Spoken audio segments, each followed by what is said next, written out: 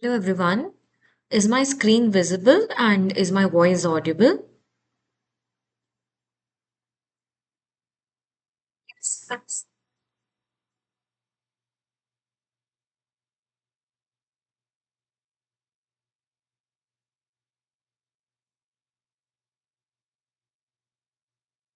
Okay. Um, Let us wait for 5 more minutes before I start the session in case other people are going to join. Let us wait for 5 more minutes and then I will begin with this week's interactive session.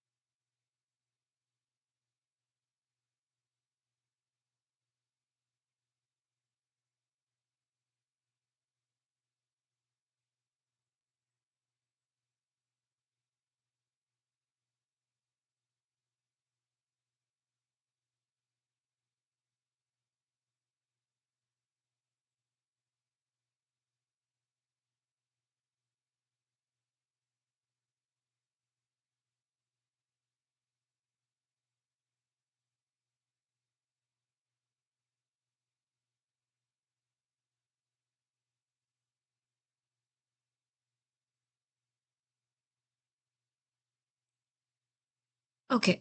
Hello. Good afternoon, everyone. Welcome to week 10 in live interactive session for the course Classics in Neuroscience.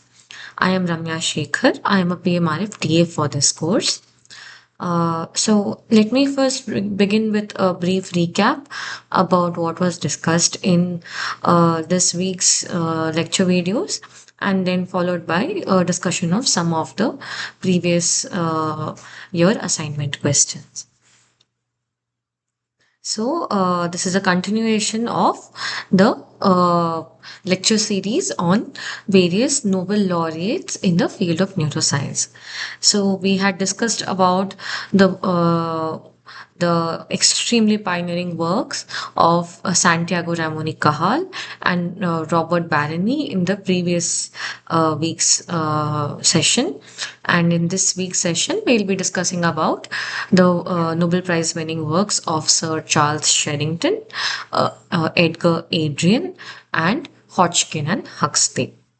And we will discuss about their early life, followed by what kind of work they did, what challenges they faced, and how they managed to overcome those challenges and come up with meaningful contributions that won them the Nobel Prize.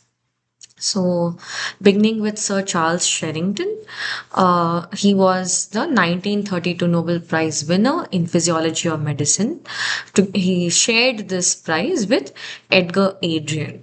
So, they both had basically half a share of the Nobel Prize in that year, and both of them received the Nobel Prize for their discoveries regarding the functions of neurons. So their work was separate from each other. It was not They had not worked together, but they both contributed greatly to our understanding about how neurons actually work. So, like we discussed previously, Santiago Ramon y Cajal was the one who proposed the neuron doctrine, who basically said that neurons are independent entities or independent structures that do not form a reticulum. This is what Cajal had proposed, and this was called the neuron doctrine.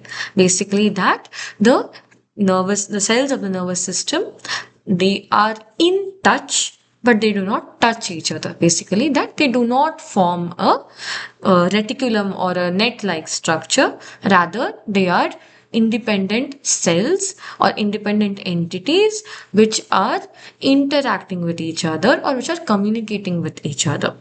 So this was what Cajal had proposed, right? So Sherrington was also inspired by Cajal. So Cajal and Sherrington were contemporaries, and in fact, in the lecture videos, if you listen to the lecture videos, there's also an interesting anecdote about how Sherrington had hosted Cajal at his home for a few weeks.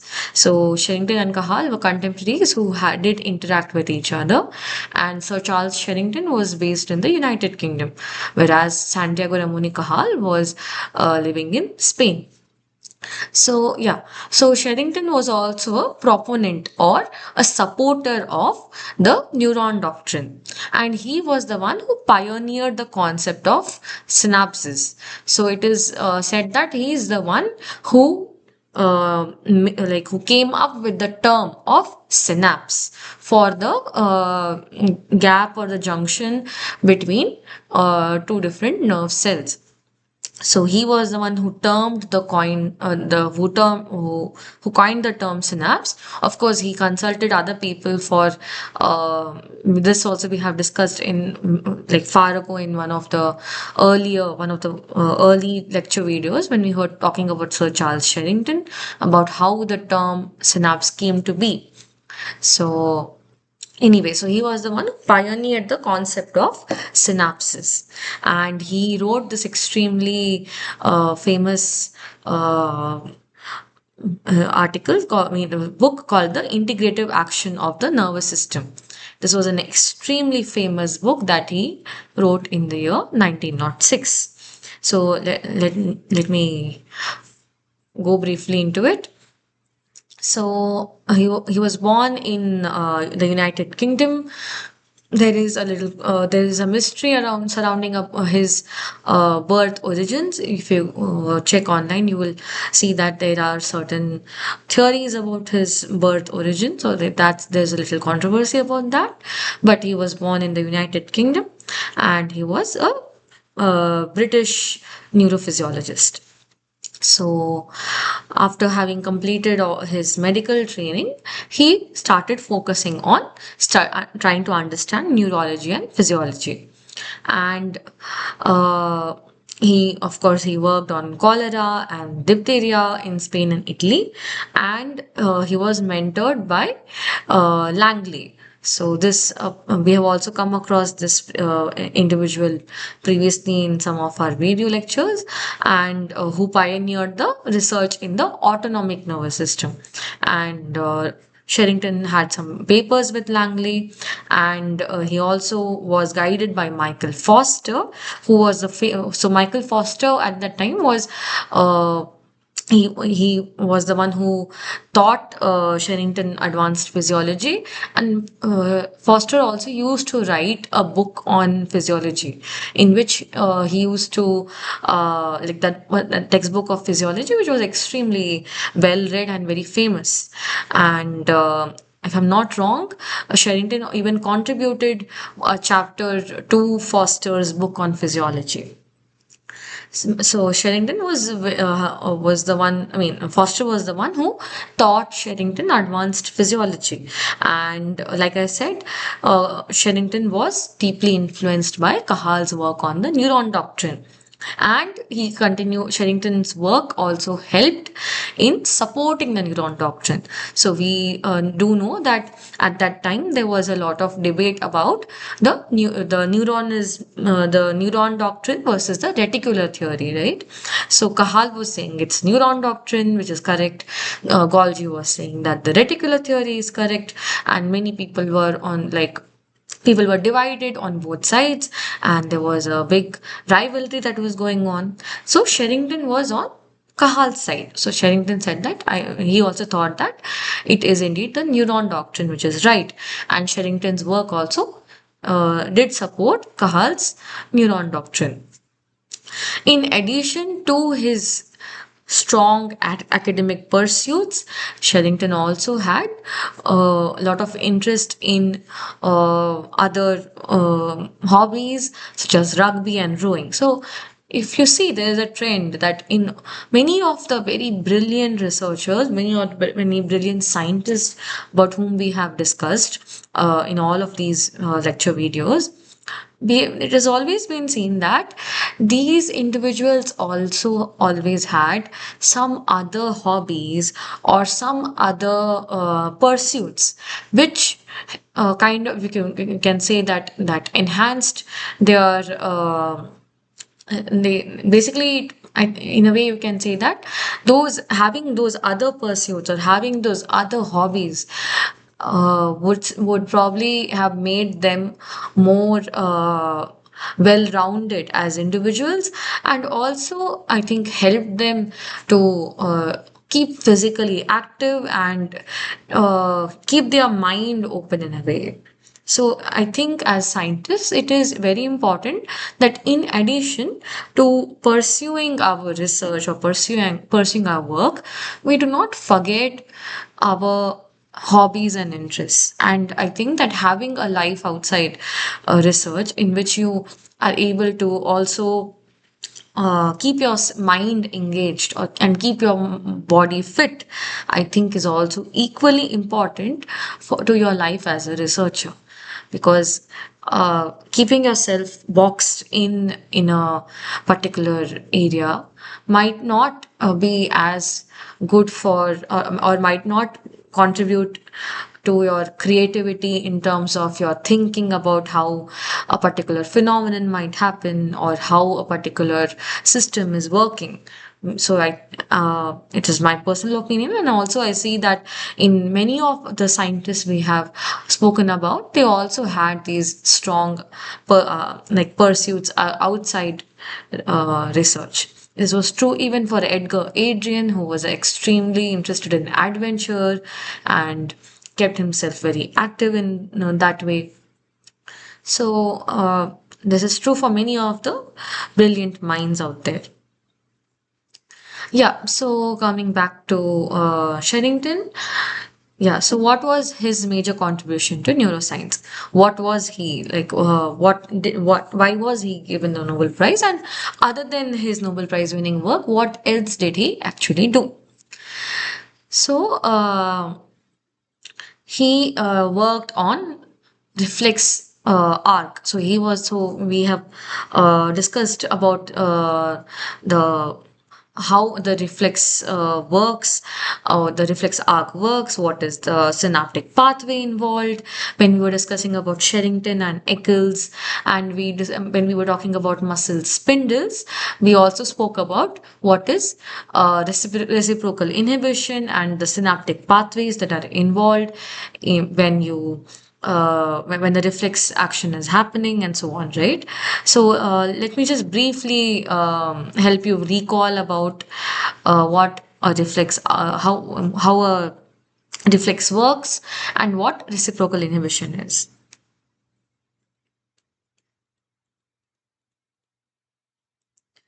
So, first of all, what is a reflex? So, when we talk about reflex, we mean that something that is so in a colloquial, in a layman term, it is something you say that it happened without thinking, or it's something, some action that you carried out without in a split second. So there was some stimulus and you reacted immediately. In a layman or in a colloquial term, that is what you understand by reflex. But in a scientific term, what does it mean?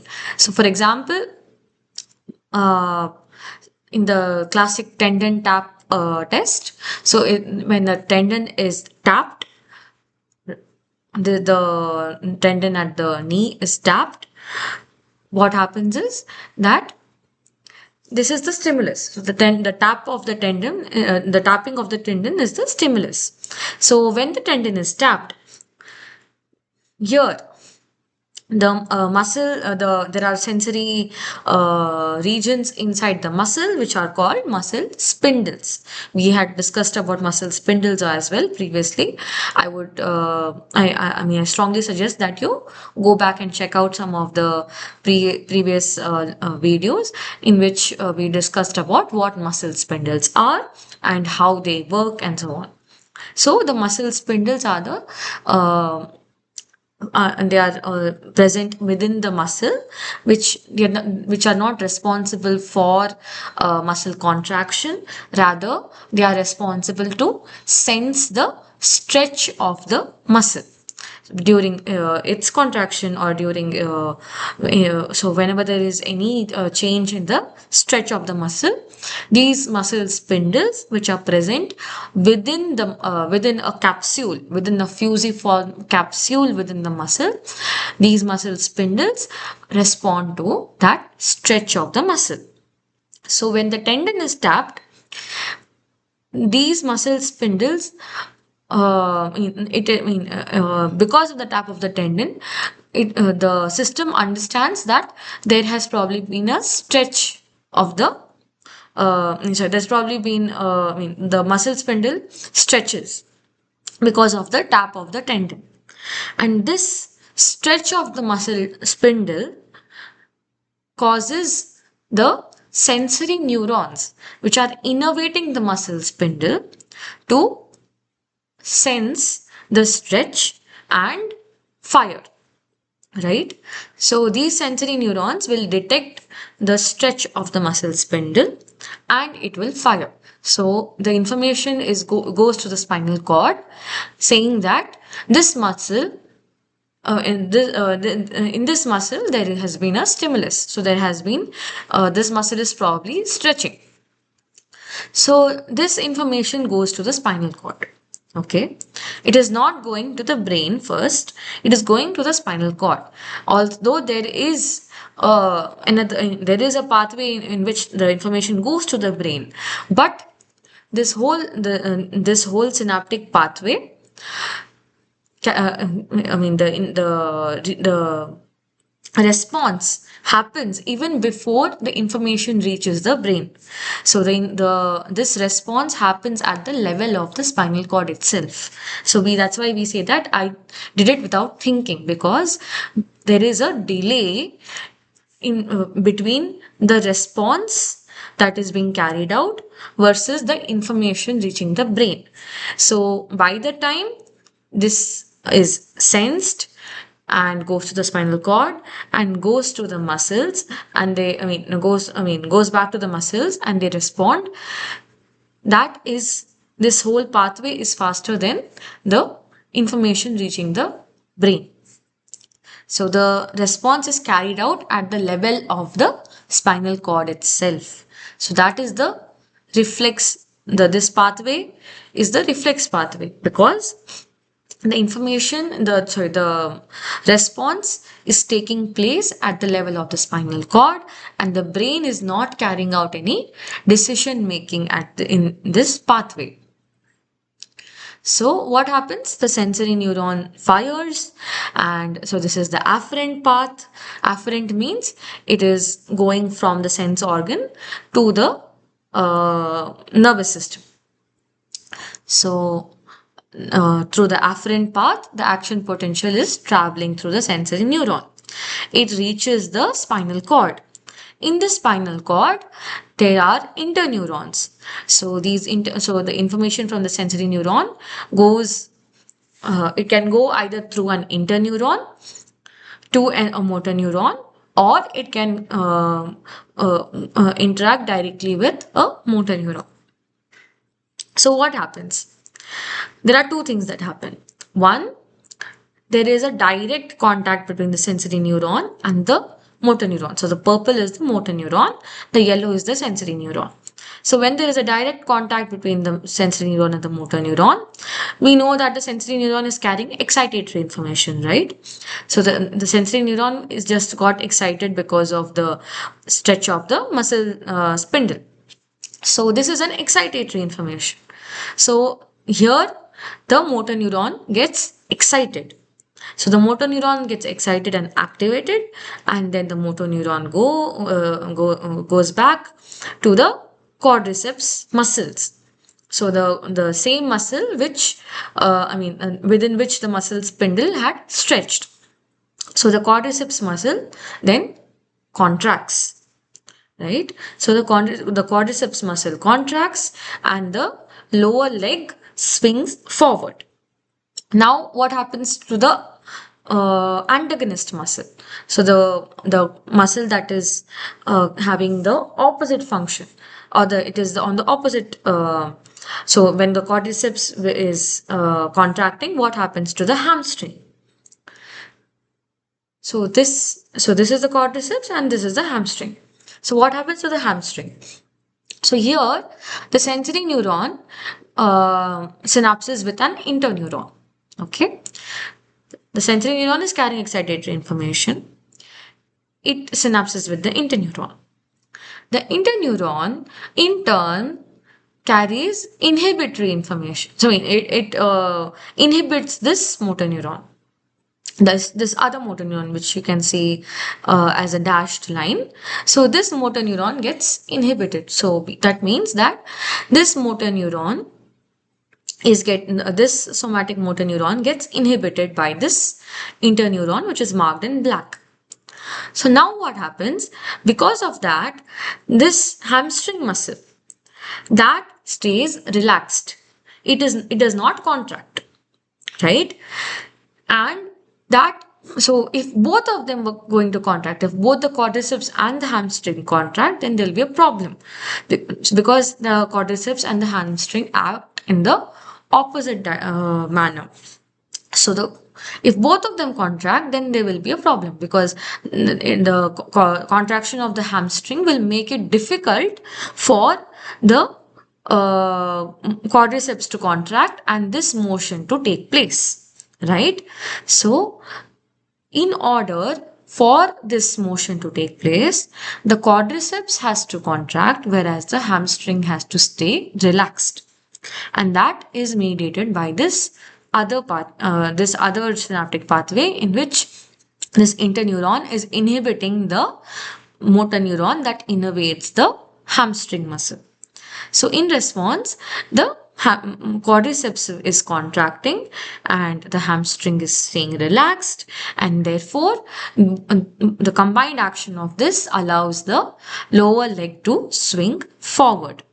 So this is what happens in the classic knee jerk reflex action, right? So what is my point is that this is an example of a reflex action in which a stimulus is causing a synaptic pathway at the level of the spinal cord. So before we are able to sense what is happening, before the brain gets the information, the response has already been affected because of this synaptic pathway. Also, there is reciprocal inhibition. So what I mean by reciprocal inhibition is that the antagonist muscle of the quadriceps, which is the hamstring, is getting inhibited, right? So like I said, this one is getting inhibited, whereas this one is allowing the quadriceps to contract. So the quadriceps is contracting, whereas the hamstring is relaxed. So this is reciprocal inhibition. Because the hamstring is getting motor neuron that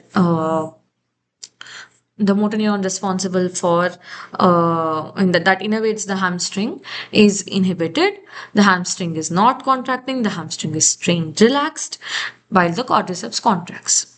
So this is the phenomenon of reciprocal inhibition. So Sherrington did not elucidate this whole pathway. However, he observed that, he showed that, he discovered that there is reciprocal innervation. That when one muscle is contracting, the opposing muscle is relaxed. And like I explained, this is very important for smooth coordinated movement. And in case of many diseases where there is muscle stiffness, in case of various age related problems, or in case of neurodegenerative diseases, or in movement related diseases, there is a problem because of this loss of reciprocal inhibition. Okay, so this work by Sherrington was extremely important because it told us about how antagonist muscles interact with each other. It told us about the kind of innovations these muscles have. It explained to us about how reflex works.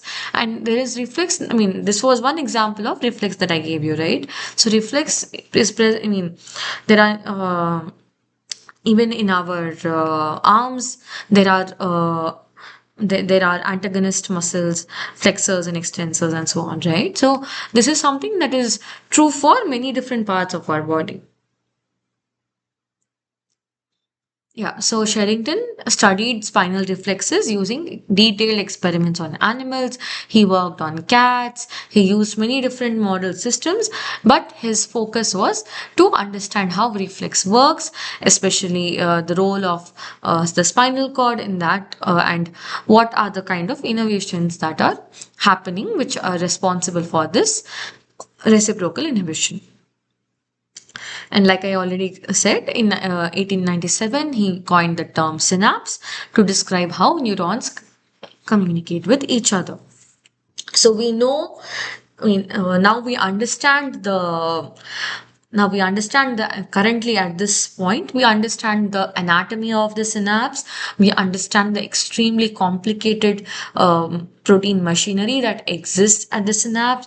We understand how neurotransmitters are released. We understand how there is reuptake of neurotransmitters at the synapse. We know how the presence of active zones, how the presynaptic and postsynaptic sites are opposed to each other, the site where the neurotransmitter is released, and the receptors on the postsynaptic membrane, they should be right in front of each other, so that there is greater efficiency of neurotransmission, right? So now these are the concepts we understand now.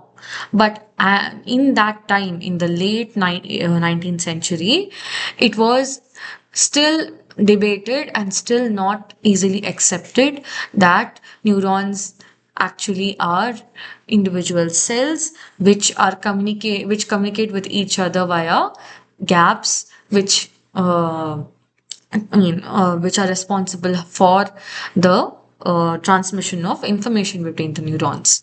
Many people were believing that neurons are actually a continuous network. So the work by Cahal, the work by Sherrington, and many others was extremely vital for uh, the the field of neuroscience. So the work by Sherrington supported Cahal's neuron doctrine and helped in disproving Camillo Golgi's reticular theory. Also, of course, Sherrington did not himself coin the term neuroplasticity, but Sherrington was an early contributor to this idea. So basically, like he gave some ideas, or he had some ideas of regarding how nervous system connections work, which helped scientists later on to better formulate the idea that there is neuronal plasticity. So what did Sherrington find? Sherrington found that neuronal connections can change over time, right? So that is exactly what neuroplasticity is, correct? So neuroplasticity basically says that in response to the kind of stimulus and the strength of stimulus and the frequency of the stimulus and so on, the neurons can, the synaptic connections between neurons can basically change. So Sherrington did anticipate that because he found that he observed that there are changes in neuronal connections with time.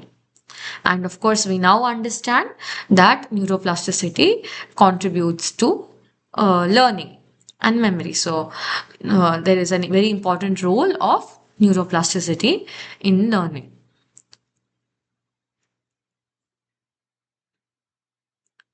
And of course, because of, I mean, because Sherrington was coined the term synapse, and because there was, I mean, he established this idea that there are gaps which are probably helping in neurons communicating and so on.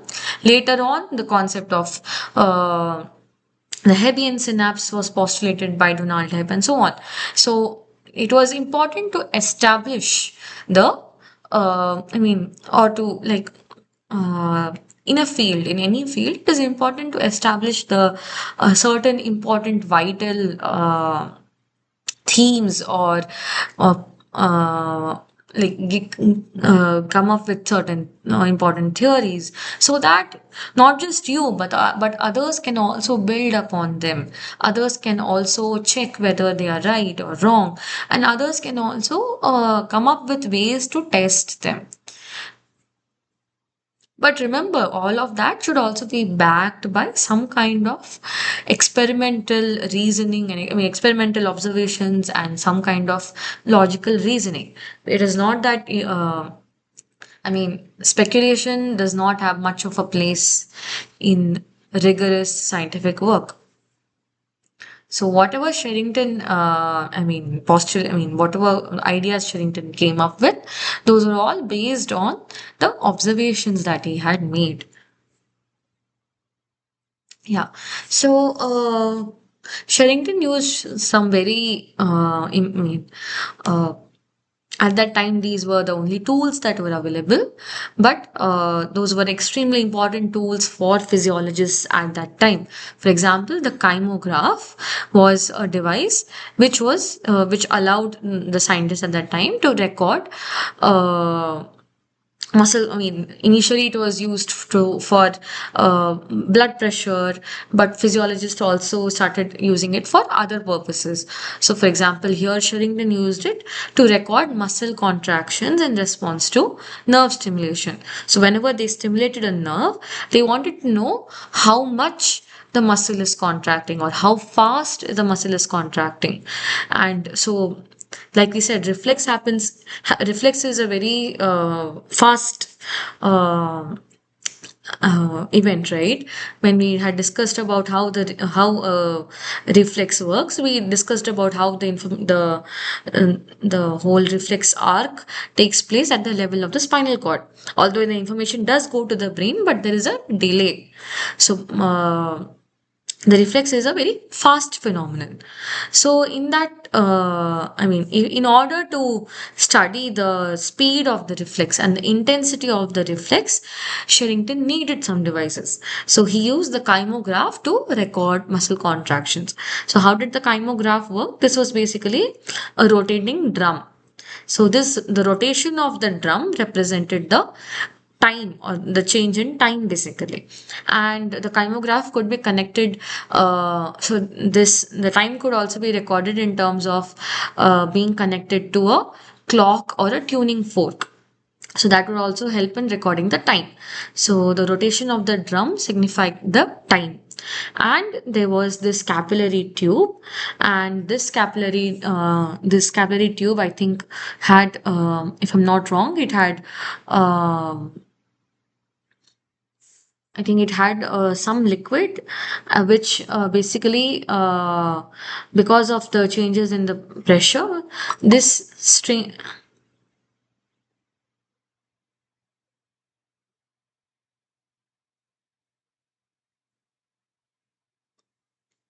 Yeah.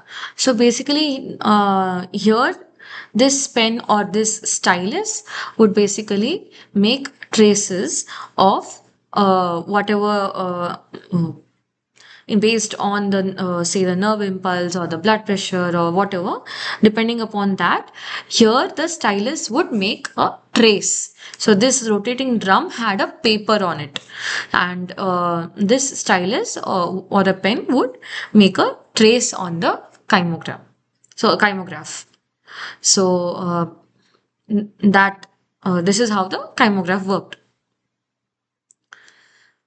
He also used induction coils and flicker lanterns and torsion wires. So remember, John Eccles was Sherrington's student. In fact, John Eccles was Sherrington's last student. And we have also discussed about what contributions John Eccles made and how he made those contributions and so on, right? I would strongly advise you to go back and also look read about John Eccles and go through the lecture videos in which we had discussed about the contributions of John Eccles. So these were some of the instruments and experimental techniques that Sherrington used. And using these kind of extremely laborious and primitive, I mean, relatively compared to our time, these are relatively primitive tools, but they still managed to use these to come up with the kind of data and the kind of ideas that they were able that they did. So, just in case you're wondering, John Eccles was the last student of Charles Sherrington. So, John Eccles was actually an Australian. And remember, Charles Sherrington was in the United States at, I think, at Oxford, if I'm not wrong, or Oxford or Cambridge. Yeah. So John Eccles had come to learn from Sherrington, and he worked with Sherrington on the spinal cord, spinal reflexes, and John Eccles was the one who elucidated this whole synaptic pathway that we discussed. So this the whole synaptic pathway itself was actually elucidated by Eccles, but Sherrington was the one who actually discovered that there is this reciprocal inhibition happening.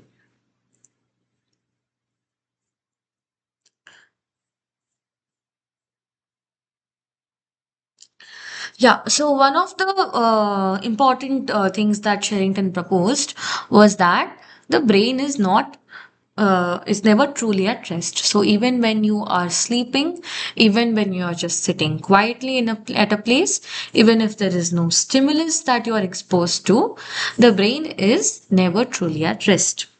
So there is always some kind of electrical activity that is going on in the brain.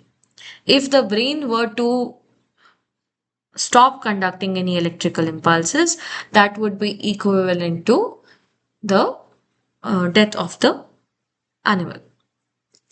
So even when you are sleeping, so this is something we had discussed when we were talking about Aserinsky also, right? So we spoke about how he was doing experiments in the sleeping individuals, and he found out that there is rapid eye movements, and there are certain regions of the brain that probably are active during sleep and so on. So it is so Sherrington was one of the first scientists to propose that the brain is never truly at rest, because Aserinsky and all those, I mean, those experiments came along later. That was in the 1950s. But Sherrington was proposing this in the early 20th century. So Sherrington was actually proposing these ideas much before the actual experiments on sleep and all came up.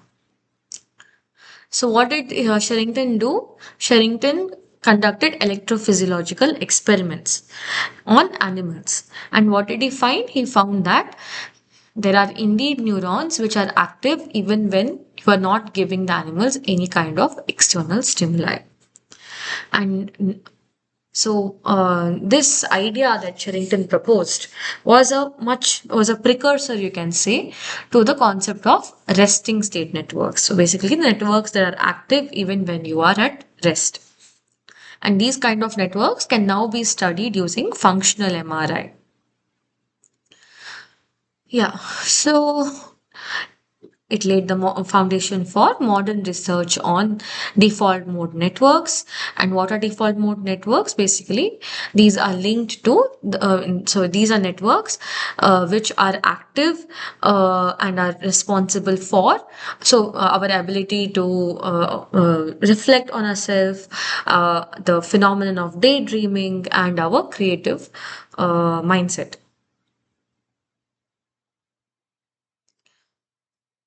Yeah, so like I said, Sherrington was not the person to coin the term neuroplasticity. He did not use that term. His work, that his observations that there are changes in, just a minute. There are changes in the neural connections over time. That is what Sherrington observed. He did not coin the term neuroplasticity. His work only hinted at it or alluded to that. So he saw that the synapses strengthen or weaken over time depending on their use. So we now also we understand that in terms of learning also we know that if the synapses are I mean if the same synapses get activated over and over, we know that there is an increase in the synaptic strength, right? Which is one of the ways of learning. What else did he observe? He observed that injured neurons can sometimes adapt by rerouting signals. So, if there is one pathway that was active initially, and there is some kind of damage to that pathway, then the neurons can adapt. Sometimes they can adapt, and by changing the path by which the signals are getting transmitted. And what was the impact of that, or why was that important? So like I said, in terms of learning, so we had also spoken about Hebbian learning and Hebbian learning and the Hebbian synapse. So we had spoken about Donald Hebb, who came up with the who posited the idea of a Hebbian synapse, in which neurons that fire together wire together. So basically that if if there's a certain neuron, a certain set of neurons that fire at together all the time, then that synaptic connection gets strengthened. So that was the idea of the Hebbian synapse. And Sherrington's ideas were basically a precursor to the ideas of Donald Hebb, which came much later, which came around in, I think, 1940s, 1950s. The Hebbian, Donald Hebb's idea. Sherrington's work and Sherrington's concepts were much earlier. It was in the early 20th century. And of course, we know that this idea of Hebbian learning continues to stay important even now. And there are many AI based models in which this idea of like training of the model, or allowing the model to learn from certain, certain networks and so on. So these ideas were based, or these ideas were derivatives of the early ideas of Charles Sherrington. And of course, so when there is a spinal cord injury, say, or when there is an injury to certain limbs of the body, right? So then, if there is a way to rehabilitate, or to basically make the possibility of the I mean make the brain to learn that it should rewire itself. It should look for alternative pathways to transmit the signal. If you can like teach the brain that you should rewire yourself. Basically, that's what they do in rehabilitation therapy. So, for people who have had very serious spinal cord injuries and are not able to move their limbs and so on, so these kind of rehabilitation therapies and techniques are can help those individuals. And how is why can they help those individuals? Because we know that in some cases neurons can actually try to adapt. So it's always worth a try to help the person regain the use of their limbs. So all of this, basically these ideas and concepts came from Sherrington's work and Sherrington's observations, and the his synthesis of what he was seeing. Okay, so he also studied about the rhythmic movements, which again spinal cord controls. So Sherrington was basically an expert on everything associated with the spinal cord. And of course, we know that the spinal cord is responsible for rhythmic movements, including walking. And he also discovered central pattern generators. So these also we have discussed in some of the in one of the previous lecture videos. It was discussed about what central pattern generators are and how they work and so on. So this is also something that was discussed previously, about how animals with brain damage could actually still walk to some extent because of these central pattern generators. So, for example, I can give you an example that I myself have seen. So, in case of the fruit fly or Drosophila melanogaster. So if I have observed this myself, that if you cut the head of the fly, so if you cut the head of the fly, which we often do for certain experiments, so if you cut the head of the fly, sometimes the the rest of the body still is able to move for a few seconds. So even when the fly head is cut off or the fly head is damaged, the fly is still able to walk and maybe sometimes even jump a little. So it was actually very interesting that decerebrate animals, that animals with brain damage can still walk in a coordinated way, and this is attributed to these central pattern generators. And this was discovered by Charles Sherrington. Yeah. So, why was this important? Again, it explained how spinal cord injuries affect movement and how we can attempt to restore it, especially in individuals who have had spinal cord damage. And now, of course, people are trying to come up with robotic exoskeletons and rehabilitation techniques for people with spinal cord injury. Again, all of this was based on Sherrington's work on animal locomotion. So,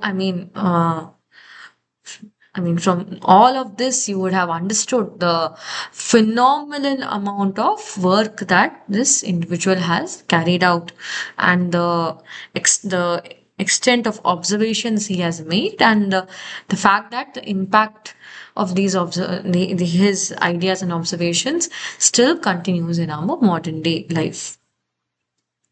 Not just that, he also studied eye movement and attention. So he came up, so like he had shown for the spinal cord, he also showed that even in the eye muscles, there is the presence of reciprocal innervation. Again, in the the eye muscles also have each eye muscle also probably has an antagonist, and that when one eye muscle is contracting, its antagonist is relaxing. Again, the idea of reciprocal innervation and reciprocal inhibition. So reciprocal innovation basically means that they are reciprocally innervated by motor neurons, and reciprocal inhibition is the actual phenomenon that is happening. So this was called the Sherrington's law of reciprocal innervation in eye muscles. So his work, so basically he studied how these eye movements are being controlled by neural circuits in the brain stem. And he showed that eye movements and reflexes are linked to our attention and our perception.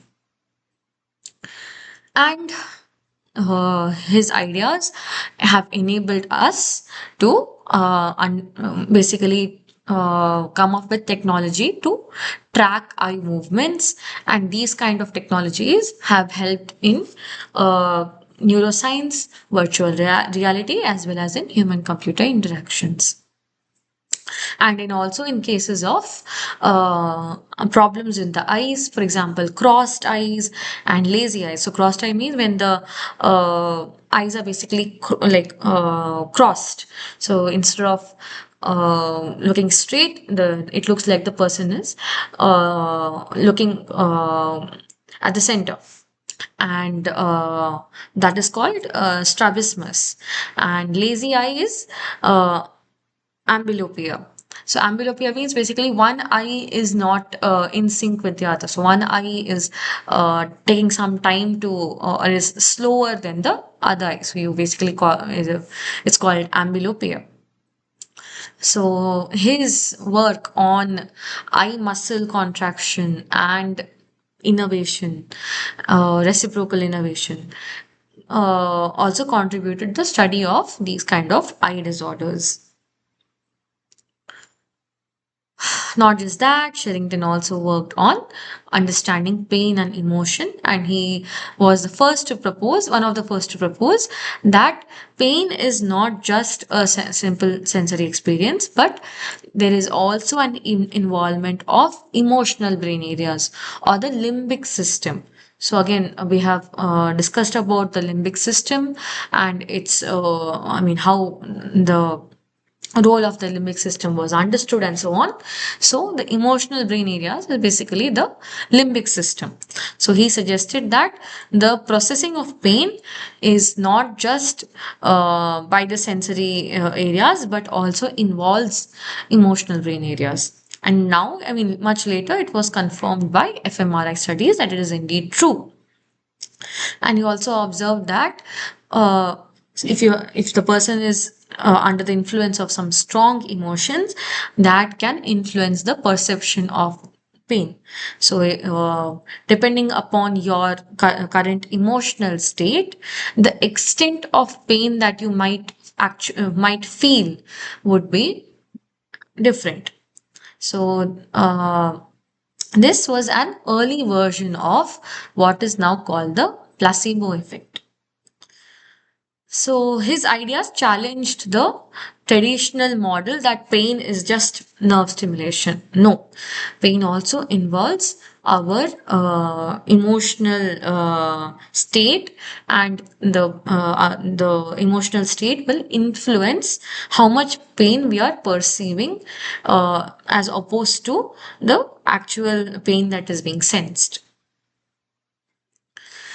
And we do I mean again, his work helped understand and help develop techniques to manage pain. So there are individuals who are under chronic pain, who are probably dealing with pain whole day and whole night. So there are those kind of individuals who are under chronic pain.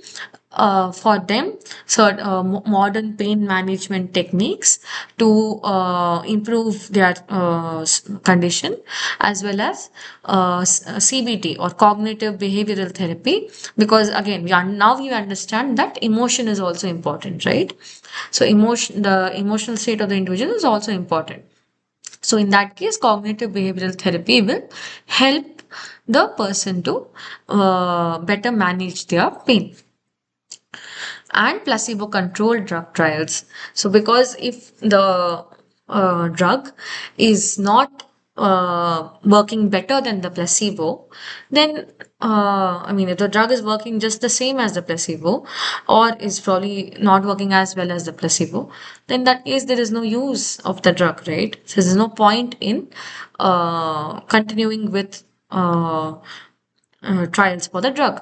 So it is important that in any kind of clinical trials for drugs, especially for those in which you're looking for pain management, it is important to have placebo controlled drug trials, because our emotions can also influence pain perception, and therefore the extent of pain we feel might not be the actual pain that is being sensed.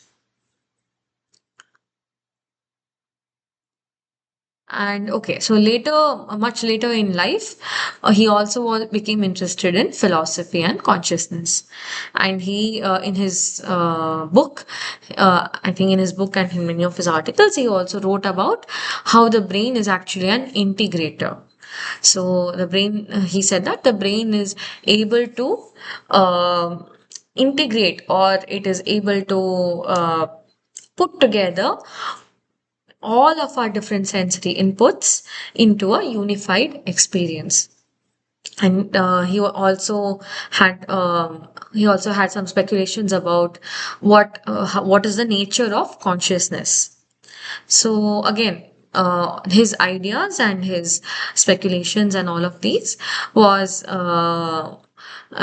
was a precursor to modern consciousness studies and to cognitive neuroscience. Finally, let me talk a little about his magnum opus. So basically, his the greatest work that he had published. So his magnum opus was the book, The Integrative Action of the Nervous System. In this book, he had put together many of his Silliman lectures at Yale University. It took him almost, I think, 2 years for him from the time he had given the lectures at Yale till the time he actually came up with the book. Published the book. So he covered a lot of topics, some of which we have discussed now, and it was regarded as a major classic of physiological literature by Lord Edgar Adrian, the other recipient of the Nobel Prize. Basically, like I said, both of them had received the Nobel Prize together. So half of the share was received by Sherrington, and the other half was received by Edgar Adrian. Yeah, so these are all things that we have already covered. I will not repeat this.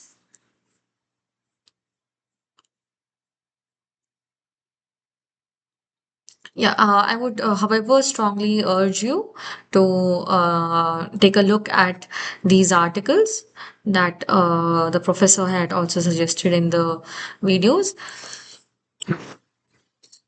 It will give you a much better appreciation of the work done by Sherrington and why he was deserving of the Nobel Prize.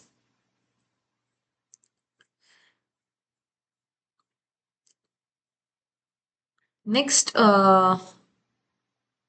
yeah, again, these were things that we have already discussed. I shall not be repeating it. Let me go next to discuss briefly about Edgar Adrian and finally Hodgkin and Huxley. And there are a few questions, not many, in this week's session that we'll be discussing regarding these individuals, basically Sherrington, Lord Edgar Adrian, and Hodgkin and Huxley. So Edgar Adrian carried out several electrophysiological experiments using equipments such as the capillary electrometer and the string electrometer. So these are images of that. So basically, uh, how they work is, so there is a capillary which which is narrower at one end and it is wider at the other, and this capillary contains mercury which is not completely filled, so it is only half filled, and there is a little sulfuric acid that is above the mercury. So, using this instrument, basically, he was able to detect the changes in electrical impulses. So, even I mean, relatively minor changes in electrical impulses could also be detected by this instrument. Of course, there were much lot of limitations. It was not as accurate, did not have the same resolution as current equipments do. It were, I mean, there were a lot of challenges, of course, but these were the kind of equipments that he had, and these were the ones that he managed to use. So in electrophysiology, it is very important that the kind of equipment that you use and the kind of recording that you're able to carry out is very important, right? So this is what Adrian has also remarked, that the history of electrophysiology has been decided by the history of electrical recording instruments. So this is even true now. So if you have access to the right kind of equipments and the right kind of instruments that you require, that will make your job as a researcher much easier than a lot of other things. So having the right equipments actually matters a lot. This is true in several fields of research and is especially true in electrophysiology. Yeah, so yeah, like I said, Adrian and many others struggled a lot because they did not have the right kind of tools to study nerve impulses. Remember, this was in the early 20th century, so they were still having to carry out only extracellular recordings. Edgar Adrian could not carry out any kind of intracellular recordings because the instruments were just not precise enough. So they had to only make do with uh, uh, extracellular recordings. So the capillary electrometer that I just described was invented by Gabriel Lippmann and Etienne Jules Marie in the 1870s. And this could record small electrical changes. It was also called the Lippmann electrometer. And then improvements were made to the capillary electrometer by different people, and they used it for different purposes, and they tried to record and understand how the electrical impulses are basically being transmitted. So Francis Gotch and Victor Horsley used the capillary electrometer to discover the presence of refractory periods. We know that there is a refractory period between action potentials. So the action potential cannot fire immediately. After one has been fired, there is a period where action potentials cannot fire. So that is called the refractory period. So they used this capillary electrometer to discover the refractory period. So, like I said, there were several drawbacks. The drawbacks were that it was, not as accurate. The resolution was not as great. What was the alternative? The alternative was the string galvanometer. But that also lacked the sensitivity required for detailed nerve impulse studies. So they had to make do with extracellular recordings. So before I talk about Edgar Adrian, let me first tell you about Keith Lucas. So Keith Lucas was Edgar Adrian's mentor and dear friend. So Edgar Adrian was extremely close to Keith Lucas. So Keith Lucas was uh, at Trinity College London, and he wanted to understand how muscle contraction works and why muscles can flex partially. So he used frogs, he performed experiments on frogs, and he showed that uh, even when partial muscle contractions are happening, in that case also there are some muscle fibers which are contracting fully. So there are basically populations of muscle fibers, some of which are contracting, some of which are not contracting. So whichever ones are contracting, they are still contracting fully. So that so it Keith Lucas, therefore, it supported the all or nothing theory of muscle fiber behavior. So either there is contraction or there is no contraction. So even in case of the partial muscle contractions that Keith Lucas was trying to understand, in that also there were certain muscle fibers which were contracting completely. So that supported the all or nothing theory of muscle fiber behavior. So now Keith Lucas wanted to know whether this is true only for muscles or whether it is true for nerves also. So he redesigned the capillary electrometer and enhanced its sensitivity and combined it with other apparatus for delivering measurable shocks to the frogs. So having done that, he wanted some um, scientist to help him with his experiments. So at that time, Edgar Adrian joined his Keith Lucas's lab as an assistant, and Lucas saw that Adrian had a lot of potential and talent. So he asked Adrian that check whether this all or nothing principle is true for nerves also. So, what did Adrian do? Adrian used a new approach.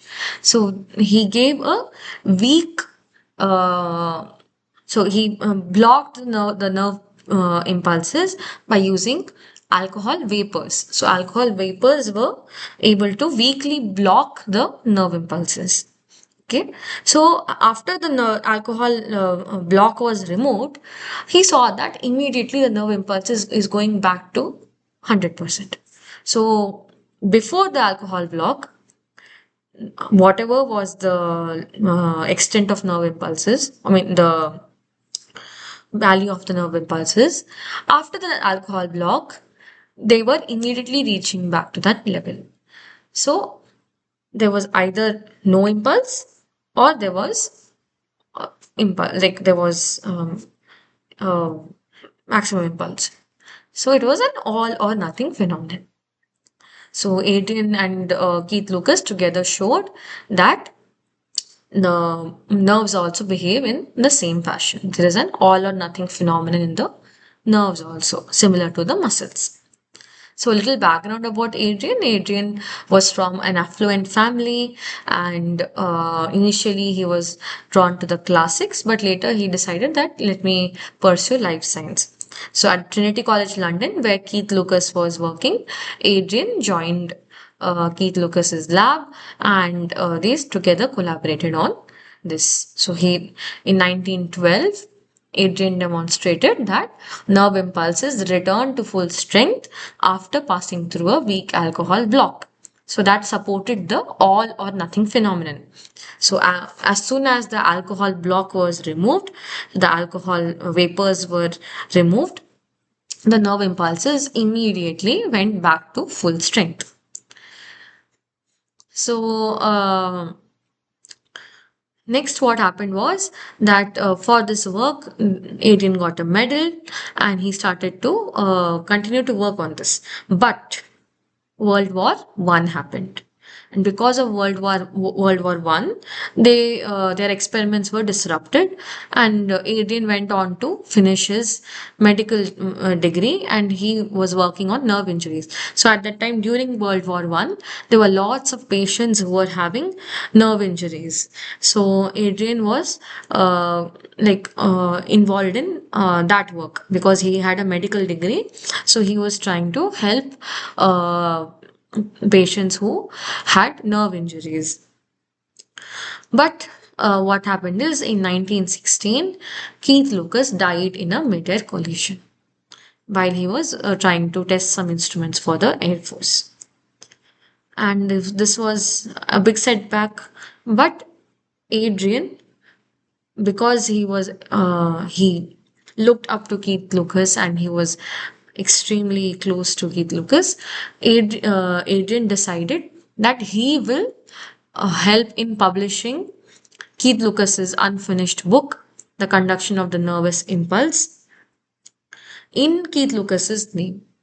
So he edited and he published Keith Lucas's book after Keith Lucas's death, continuing their legacy. So Edgar Adrian was deeply influenced by his mentor Keith Lucas, and his interaction with Keith Lucas, we can say, is what propelled his career in neurophysiology. And remember, Keith Lucas was also, very interested. Let me go back.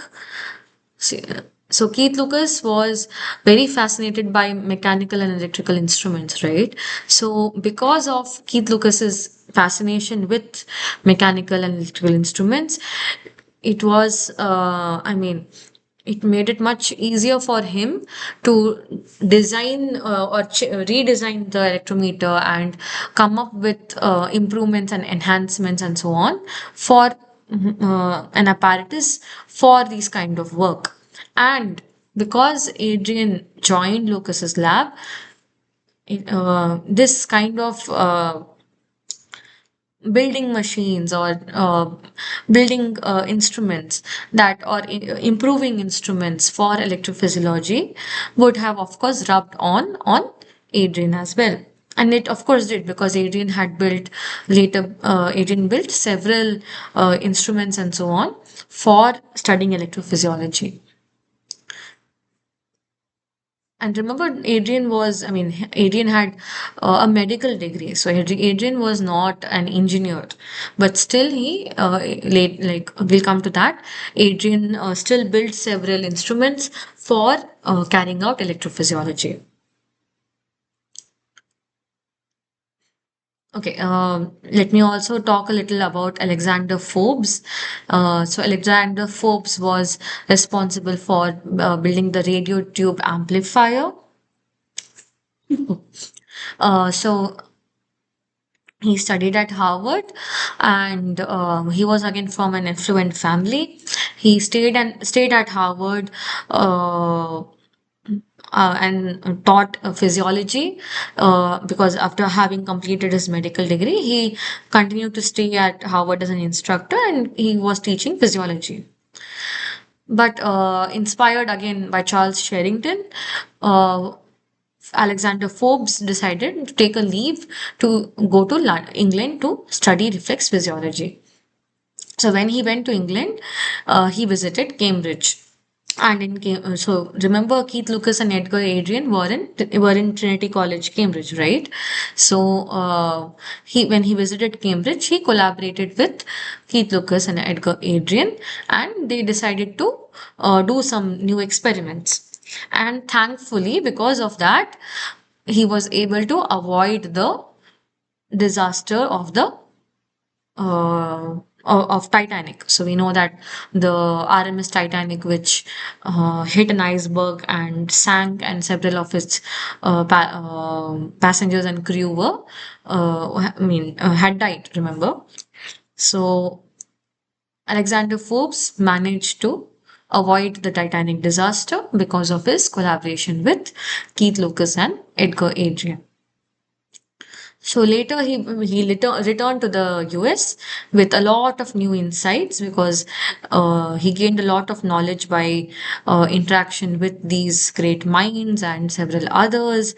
And also he managed to fill his lab with a lot of advanced equipment, because we know that Keith Lucas and Edgar Adrian had made a lot of changes and were trying to make more improvements for electrophysiology. So In addition to these advanced equipment that he got from England, Alexander Forbes also made some innovations himself. So, what did he do? So, when he joined the Navy during the World War, he learned about the presence of he learned about these vacuum tubes, which could enhance radio signals. So, he thought, after the war, he decided to use these vacuum tubes to create a new amplifier for using in electrophysiology. And by 1919, he had made an amplifier which could amplify nerve action potentials by 50 times. So, this thermionic amplifier could amplify action potential by 50 times. So, what was the impact of Alexander Forbes' work? It allowed, he was carrying out the same experiments as other people, but he was able to uh, do so with greater precision. And it was basically a technological accomplishment because he was able to enhance the ability to magnify nerve impulses. He basically made an amplifier, right? So whatever was being detected, that was the nerve impulses responses were being magnified basically. And this radio tube amplifier that he developed could be used by other neurophysiologists also to explore electrophysiological phenomena with much more clarity than was previously possible. Let me also tell you briefly about Herbert Gasser and Joseph Erlanger. Again, both of them were recipients of the Nobel Prize, and their work was also to develop uh, a multi-stage amplifier. So they developed a multi-stage amplifier which could basically enhance action potentials, and they tested this on dog phrenic nerve, and it indeed show enhanced action potentials.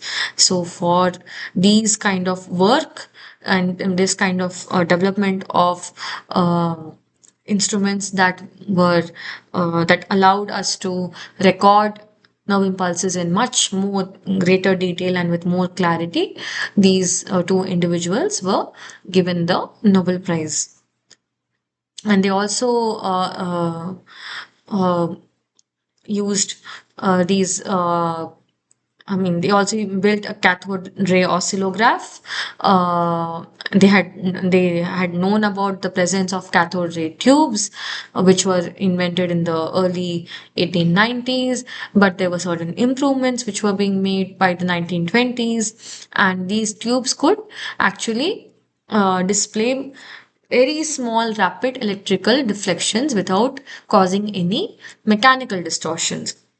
So they were trying to use these cathode ray tubes to build an oscillograph. So basically, a machine that would help them to record even small rapid changes in electrical deflections in the nervous system. So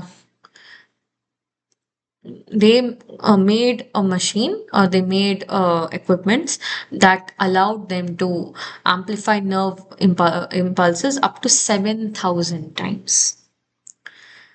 So so they received the Nobel Prize for that in 1944, and their technological advancements were groundbreaking, and this helped the field of electrophysiology advance to much greater levels. Now coming back to Edgar Adrian. So Edgar Adrian, after the war was over, he came back to Trinity College, and he took over the same laboratory that his late mentor Keith Lucas had occupied. So Keith Lucas had obviously died in 1916. So in 1919, when he returned to Cambridge after his military service, where he was treating individuals who had nerve damage and so on, when he came back to Cambridge in 1919, he took over the same laboratory that his late mentor had been using. And in 1921, he collaborated with Alexander Forbes. So we just talked about the invention of the radio tube amplifier by Forbes, which increased or which amplified the nerve impulse by almost 50 times, right? So Forbes and Adrian joined forces in 1921, and they used radio tubes to build an amplifier. And using that, Adrian was able to carry out more newer studies. Then Adrian also learned about the multi-stage amplifier that Gasser had built. So remember, Gasser had built one which was able to amplify almost to 7,000 times, right? So Adrian, when he learned about this multi-stage amplifier from Gasser, he also built his own. So using the capillary electrometer, the multi-stage amplifier, and thermionic valves, Adrian managed to make a lot of important contributions. So let us. So what were those contributions? So when using these instruments, Adrian again was similar to the early experiments by Keith Lucas and Adrian initially, uh, in which were in frog muscles. Again, Adrian also continued to use frog muscles to make recordings.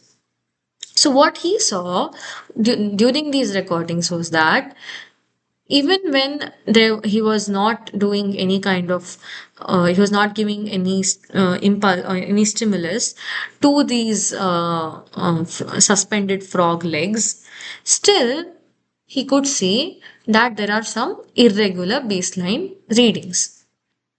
So he is not stimulating them, he is not doing anything, but he still discovered that there are some irregular baseline readings.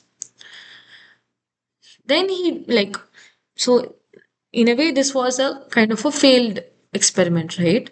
But look at this person's presence of mind, the look at his way he approached the problem and how he managed to think this way. So what did he do? What did he discover? He discovered that these irregular baseline readings were actually, so these oscillations that he was seeing in these suspended frog legs was actually due to sensory impulses. So what does that mean? He realized that these stretched muscles were actually sending sensory information, which was to signal that the muscle was being stretched. So when we were discussing about this here, right? So here we know that now we know that there are muscle spindles and these muscle spindles stretch, and the sensory nerve that is the sensory nerve that is innervating these muscle spindles is gets activated and it fires, right? So we know that now, but it was Edgar Adrian who actually discovered that the stretch of these muscles is actually able to cause the sensory cause the sensory nerves that are cause the sensory nerves that are that are present to send sensory impulses signaling that the muscle is being stretched. And he published this finding confirming Sherrington's theory on proprioception. So Sherrington had coined the term proprioception to indicate the presence of sensory neurons, or the presence of a system which can detect internal sensory stimuli. So internal stimuli can be detected by certain by the body, and that was termed as proprioception by Sherrington. So so he said that there are two different kind of receptors. There are exteroceptors and proprioceptors. So the exteroceptors are the ones which can sense the external stimuli, whereas the proprioceptors can sense the internal stimuli. So Edgar Adrian's findings basically confirmed Sherrington's theory on proprioceptive feedback. So his work provided a lot of insight into how muscle movements are regulated, and his because of the instruments he built and the electrophysiological recordings he did, it laid a foundation for further research in neurophysiology and electrophysiology. And it demonstrated the importance of proprioceptive feedback, and it also showed that if you persevere, it is you'll always be perseverance will be rewarded in scientific research. So he basically he managed to convert a failed experiment into a Nobel Prize winning discovery.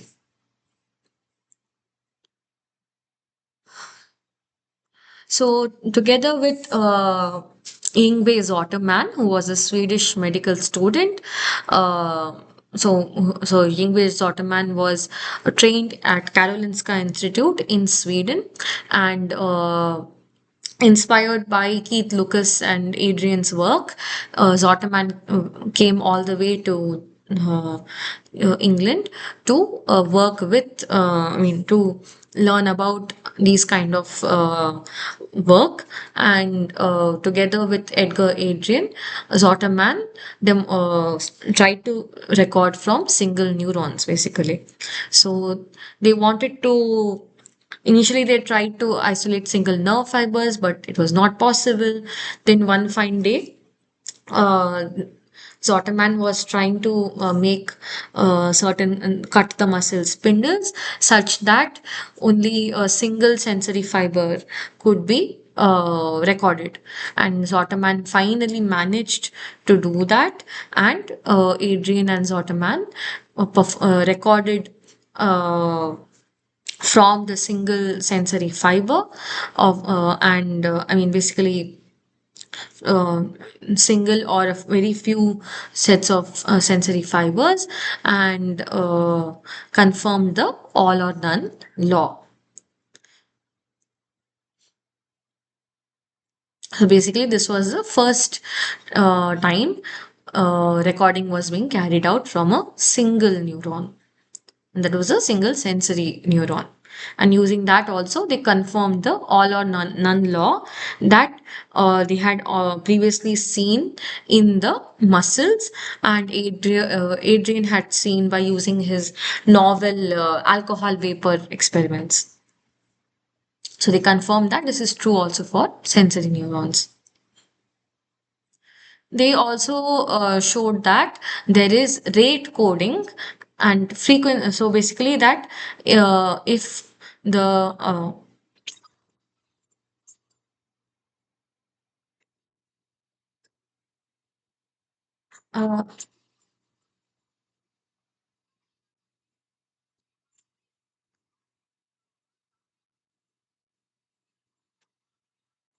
Ranjani,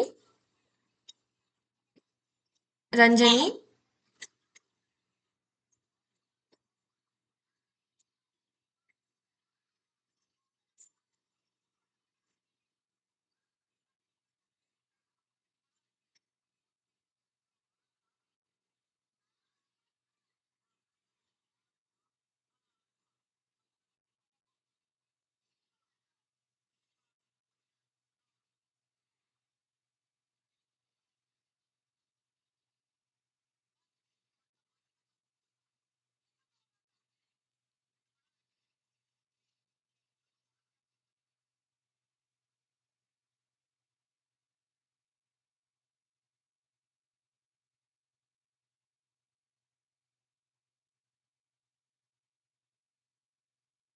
yeah, sorry for that interruption.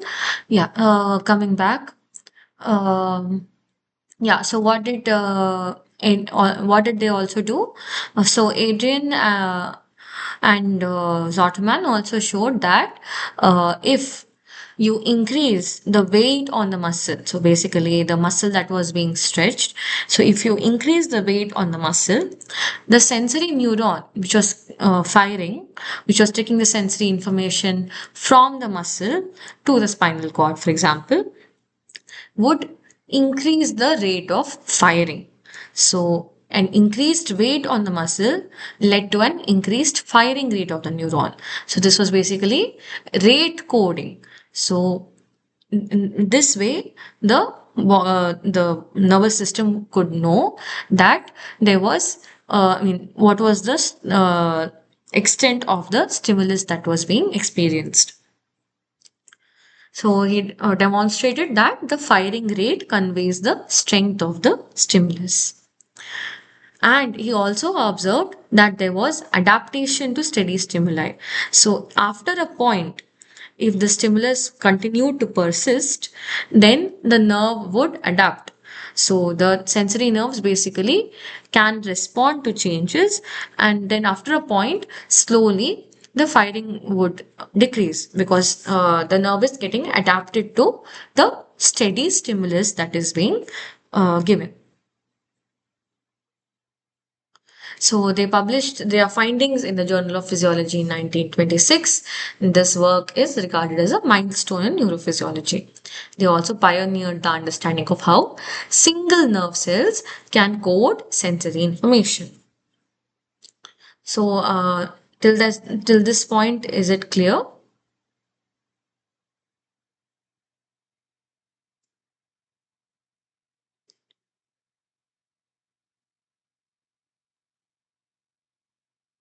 Okay. Since no one has any doubts, let me continue. Next. So he also managed to record from single motor neurons in anesthetized rabbits. So the rabbits, when under anesthesia, he used the phrenic nerve which controls the diaphragm, and he tried to dissect them. And so they tried to dissect them until only two or three axons were remaining, and placed an electrode on the remaining axons, and they observed that with each breath the animal was taking, there were bursts of impulses. So maybe not single motor neuron, but almost like two or three, you can say. He also made an innovation with loudspeaker. So he attached a loudspeaker to one of the amplifiers. So each time a neuron fired, they could hear a clicking noise. And that was something that was extremely innovative. And this was something that was not just routine in Adrian's lab, it also became adopted worldwide.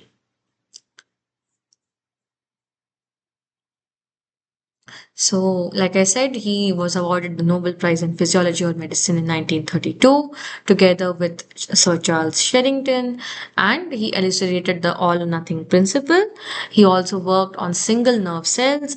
He provided us with insights about how the sensory information is coded and how sensory adaptation takes place. Again, similar to Sir Charles Sherrington, who used to play rugby and rowing, Adrian was also someone who was very adventurous, and he enjoyed a lot of hobbies such as fencing, skiing, sailing, and mountaineering. And he was supported by his wife Hester, who provided encouragement and a stable home life. Again, similar to Santiago Ramon Cajal, who also had a very stable family life. So his wife, Ramon Cajal also had a very harmonious married life and was also supported greatly by his wife. Similarly, um, Lord Edgar Adrian was also supported by his wife Hester. And he also, later in his life, he also held a lot of administrative posts and had to shift more to administrative duties because of his declining stamina for laboratory work. Also, because his laboratory was flooded in the 1960s with a lot of damage to equipments, and therefore he slowly started devoting more time to administration and to the national science policy and to giving lectures and so on. So his legacy remains with us in terms of many of his extremely important contributions to science. And he also mentored several scientists, including the other Nobel Prize the other Nobel laureate, Alan Hodgkin, about whom we are going to talk a little in detail. So again, I would suggest strongly that you go through some of these articles just for the fun of understanding the kind of work that these pioneers carried out in the field of neuroscience.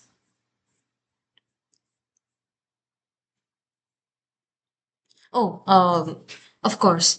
Again, one more important thing that Adrian did. So during his later years, so Adrian had an adventure with electroencephalography as well. So Hans Berger was the one who actually invented electroencephalography.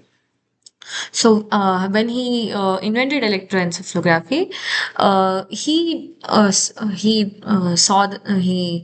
saw that there are these alpha waves. I mean, these were called as Berger waves or the Berger rhythm. So he was the one he observed the presence of these alpha waves, and by using metal electrodes over the skull. Berger was very hesitant to publish his work because he was not very confident about it. But later he published his work in 1929. But people were not very kind to his findings. They looked at, I mean, they were very derisive. They were not accepting his findings until his work was recognized by the Edgar Adrian, who at that time had become very famous. So Edgar Adrian recognized the potential of EEG to study the cerebral cortex, and he started conducting experiments using EEG with electrodes on the scalp. And Adrian himself made several important discoveries about brain rhythms using the oscillograph. So, Adrian's interpretation was slightly different from that of Berger. So he saw that. So Berger was thinking that the Berger waves or the alpha waves, which are, I mean, they're now they were initially called Berger waves because of the fact that Berger had observed them first. So these waves, Berger thought that the waves are of much wider origin. But Edgar Adrian believed that the rhythm was probably from the occipital lobes, and which came to be true that the alpha waves are primarily from the occipital lobes. And Edgar Adrian's work popularized EEG, which initially, like I said, people were not very, people were not looking at it in a nice, kind way. People were criticizing Berger for his work, his findings actually. But Edgar Adrian popularized EEG, especially in the English speaking countries. EEG became a crucial tool for diagnosing seizures. Even now, in many cases of brain disorders and so on, epilepsy and so on, EEG is very fundamental. But Berger's contributions were recognized only after Berger's death. So Adrian and Berger's work together advanced our understanding of the electrical activity in the brain and contributed to modern neuroscience.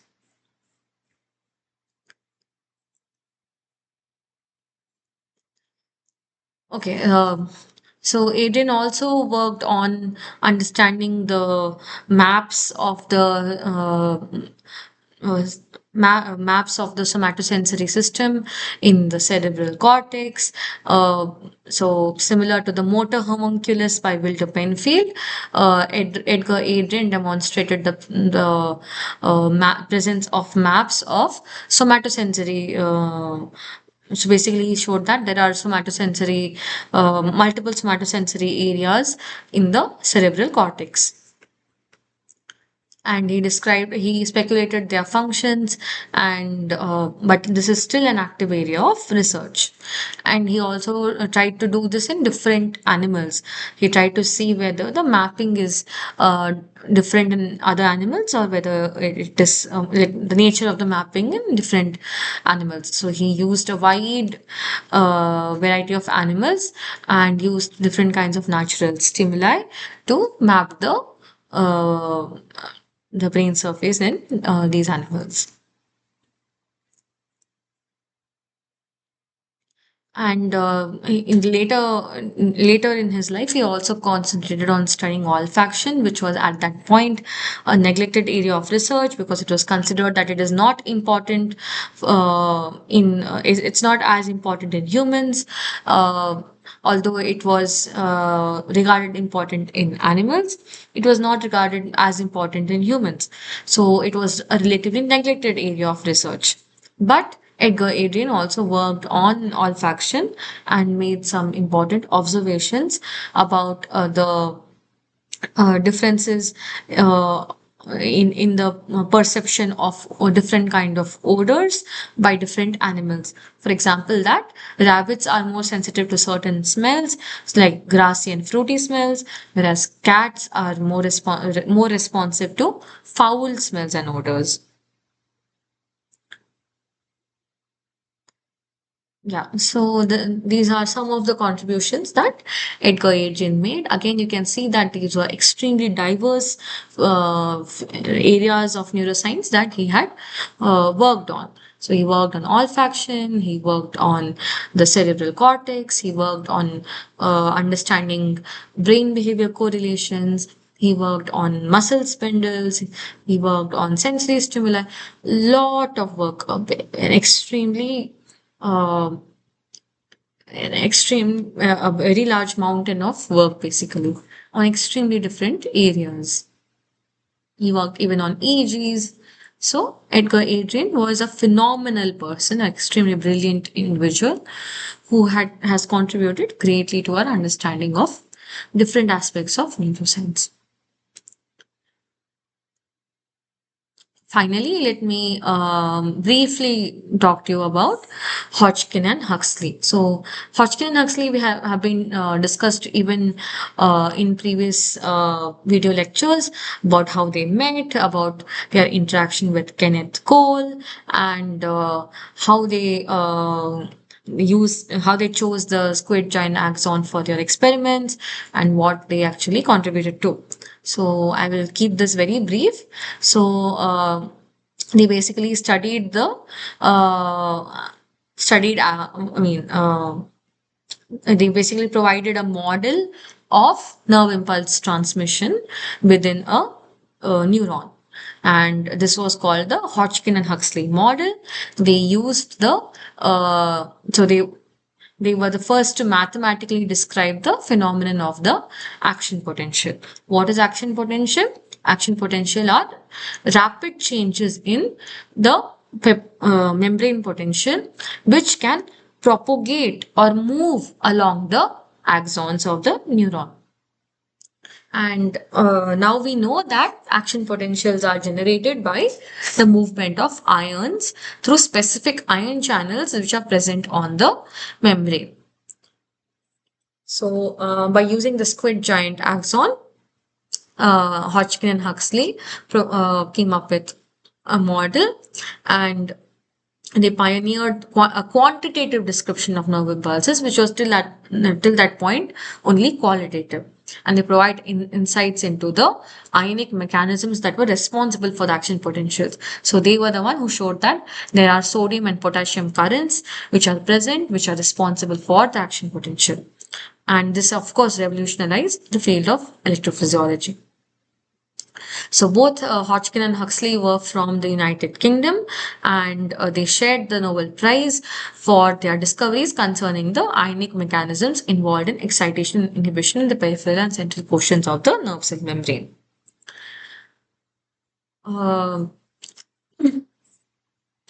they met at the University of Cambridge, and they were both interested in understanding how the nerve impulses actually what is the biophysical nature of the nerve impulses basically. So they collaborated a lot on these nerve physiology experiments.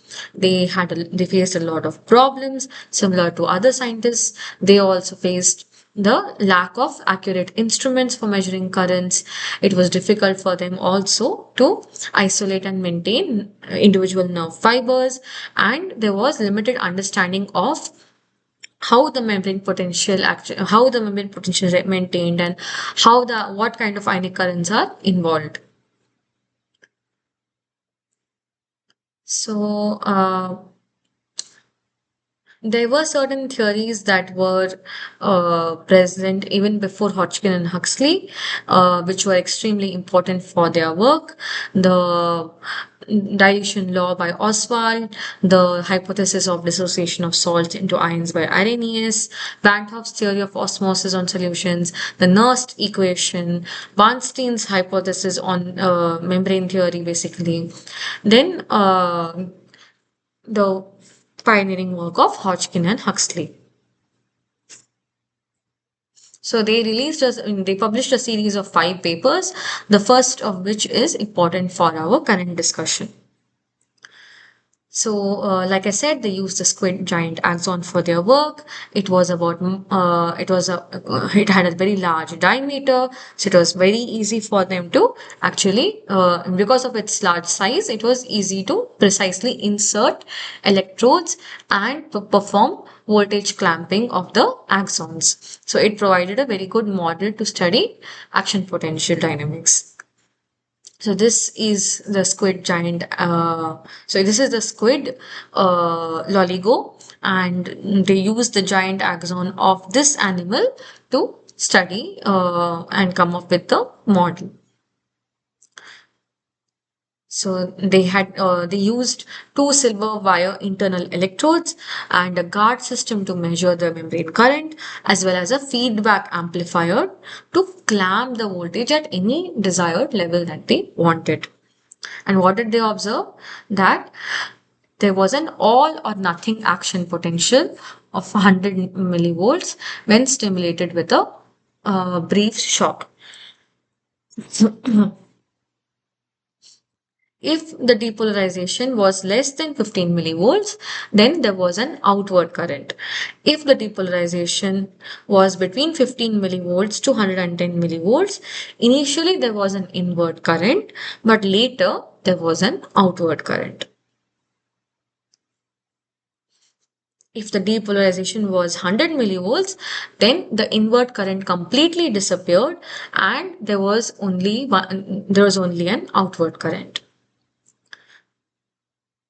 They also saw that there was a relation between the ionic current and the membrane potential. So, this relation according to them corresponded to the rising phase of the action potential. So this is the rising phase of the action potential. So this relation between the ionic current and the membrane potential corresponded to the rising phase of the action potential. So they also saw that the inward and outward current were temperature sensitive. So the rate of change of these currents depended upon temperature, and it increased almost threefold when the temperature was increased by 10 degrees Celsius.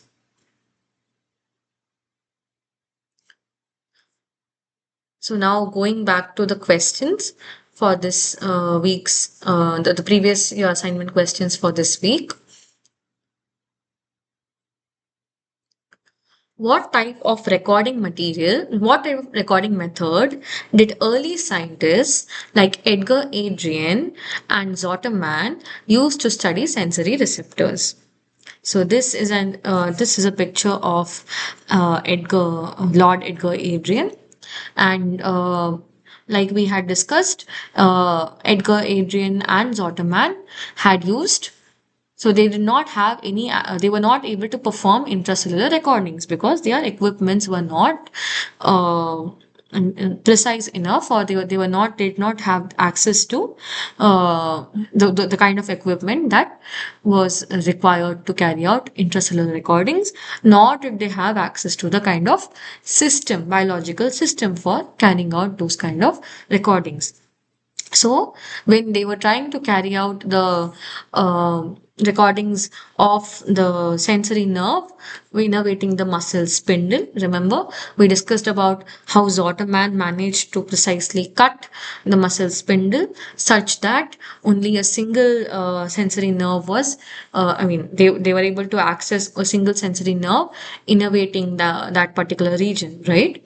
So, for that, they had to use extracellular recordings to study the sensory receptors and make the recordings.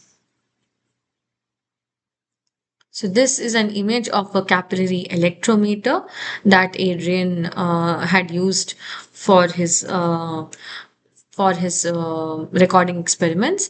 So as you can see, it contains a capillary in which there is mercury, and then there is a little sulfuric acid above the mercury, and this was used to sense uh, the changes in the electrical is the detect small deflections in the electrical impulses basically. Next question. According to Edgar Adrian, which part of the brain did the Burger rhythm originate? So he had discussed about what the Burger rhythm was, right? So we discussed about how Hans Berger had invented the electroencephalogram or the EEG to record electrical activity from the brain. So using metal electrodes, uh, Hans Berger was able to record electrical activity from the brains. And he had identified the presence of these particular kind of waves. Now we call them as alpha waves. Historically, because Berger had identified them, they were also called as Berger waves or Berger rhythm.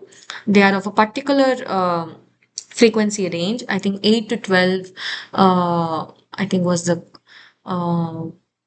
was the frequency range. So these Berger rhythms, according to Hans Berger himself, he thought that they were the origins were much wider, but Edgar Adrian thought, from his experiments concluded that this Berger rhythm probably originated from the occipital lobes. And now we know that it is actually true that these alpha waves or Berger waves predominantly originate from the occipital lobes.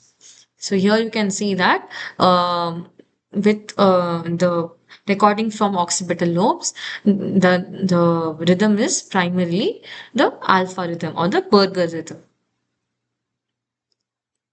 So this is an image of Hans Berger, the person who actually invented EEG, but who was initially, with regard to his findings and with regard to his work, he did not receive the appreciation that he should have. He, in fact, received a lot of criticism, but later, when his work came to the notice of Edgar Adrian, who was at the time famous, so I mean, his work got much more notice in the English speaking countries, and EEG became famous, but his contribution was actually recognized, and his contribution was actually rewarded only after his death. Next question. What significant finding did Adrian and Zotterman publish in 1926? This we have just discussed that Adrian and Zotterman had worked on trying to record single nerve impulses. So basically, sorry, record nerve impulses from single nerves. So they had tried to do that for the sensory nerves, which were innervating the muscle spindle, right?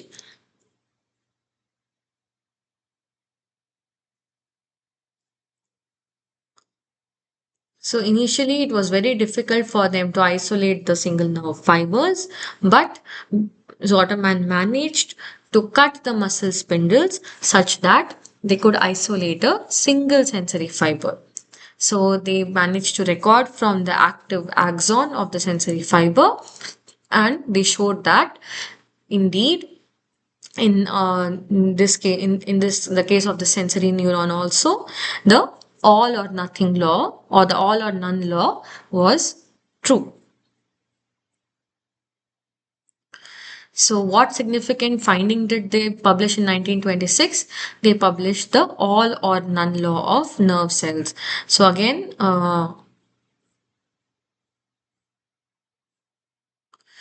they published this finding in the Journal of Physiology in 1926. I hope so far the it is clear to to you all. In case you have any doubts, feel free to unmute yourself to ask me, or post your questions in the discussion forum or in the chat box. I would be happy to help you. Next question. What specific type of current did Hodgkin and Huxley measure in their series of papers? Okay, let me go back to the text.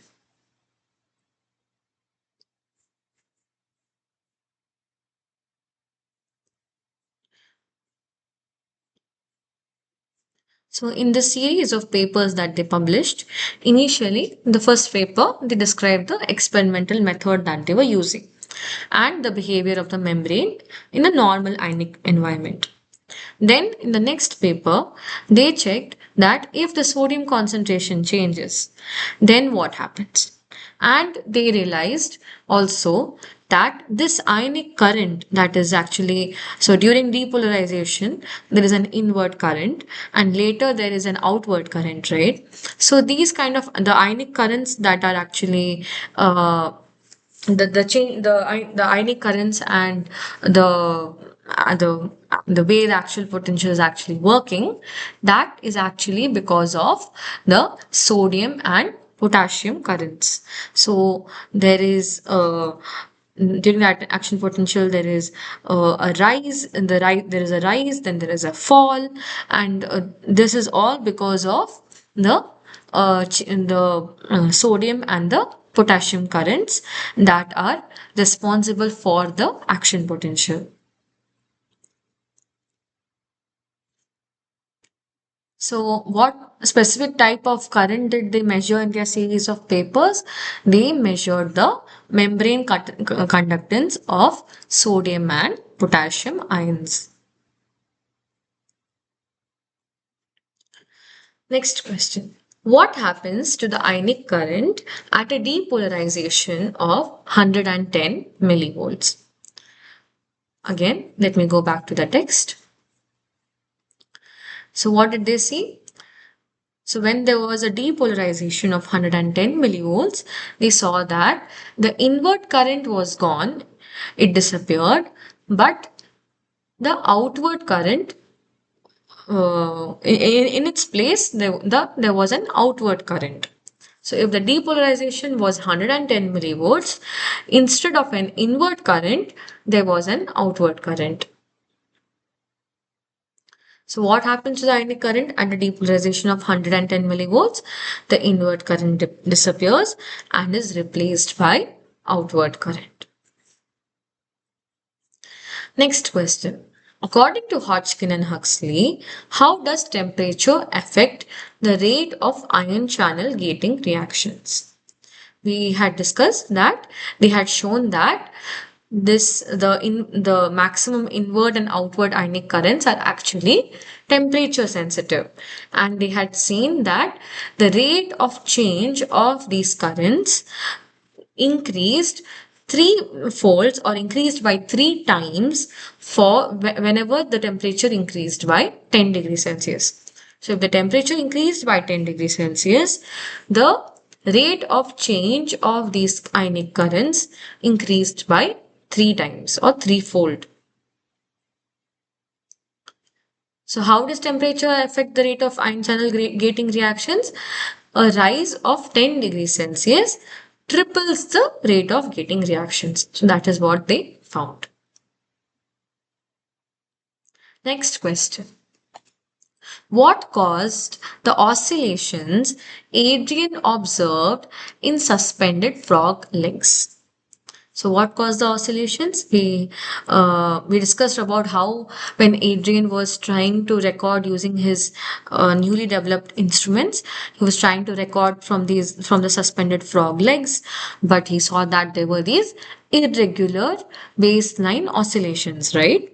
And so initially he could not understand why it was happening, but later he discovered that those oscillations were actually because of the sensory impulses that were being transmitted by the sensory neurons which were innervating these muscles.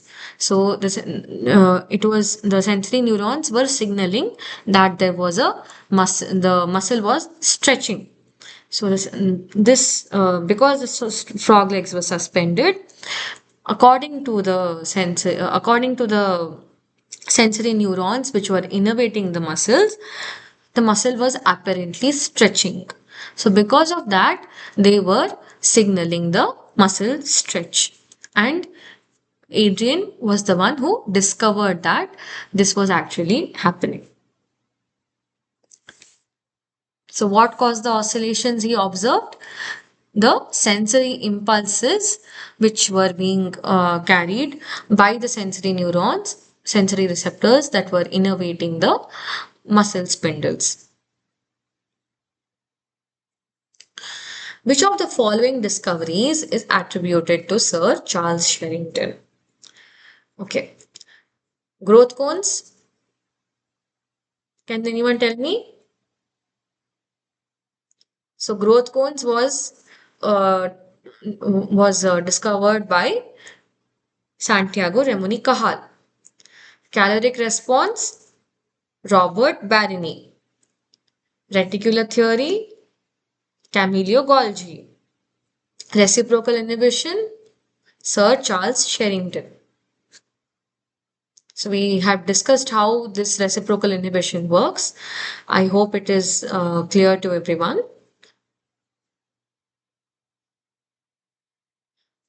Next question. Who coined the term synapse? Again, we have discussed that Sir Charles Sherrington coined this term in the year 1897. So he described the gaps that exist between different neurons as synapse. His idea was more of a functional aspect actually. But remember,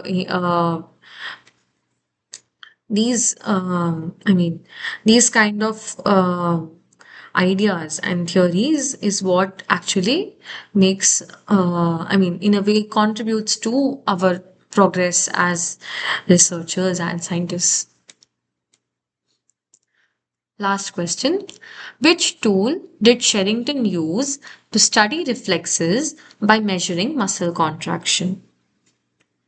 So which tool did he use? He used the kymograph. We have discussed about how a kymograph works. There is a rotating drum which has paper wound on it.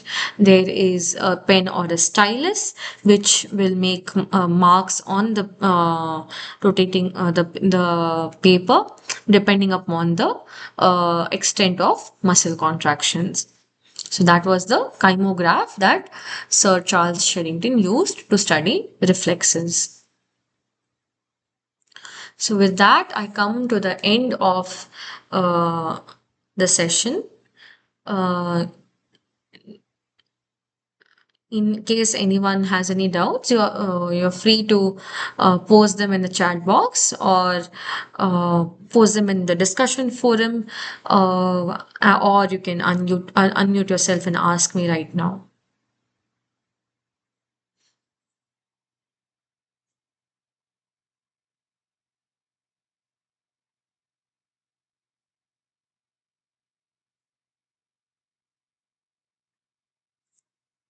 Thank you, Soumya, for attending.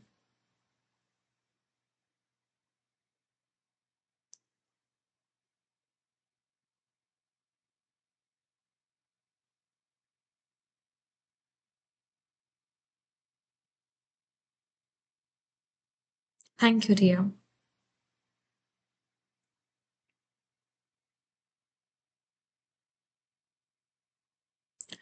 Okay, so since no one has any questions, I will. Okay, Amrita. So, since no one has any questions, I will close the session for today. Thank you for attending.